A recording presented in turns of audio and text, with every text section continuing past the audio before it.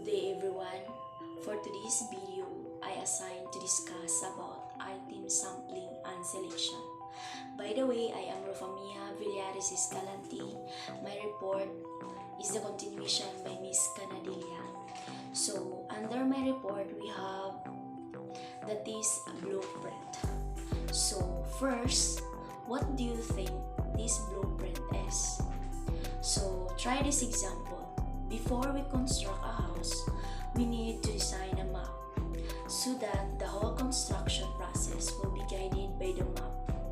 Similarly, before we prepare question paper or test to our student, we need to prepare a plan of action like a mapping construction.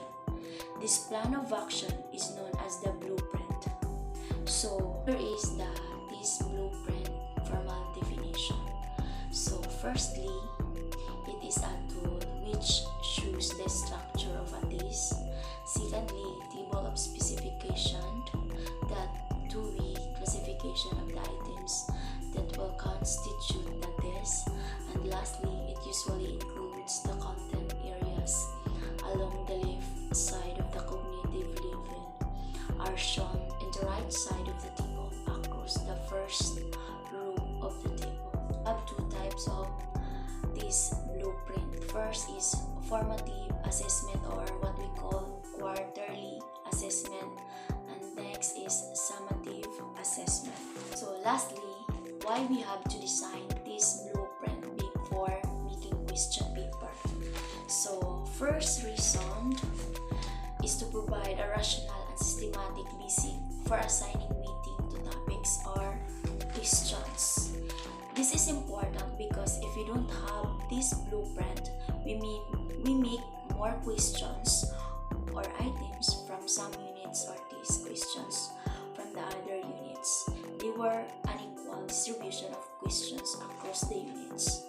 So in order to have equal distribution of questions, we need to have blueprint, which is a course of plan of action. Second reason is to promote fairness to students.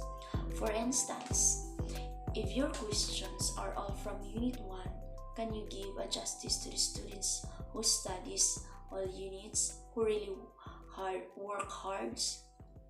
No. That's why we need this blueprint to make appropriate and meaningful decisions.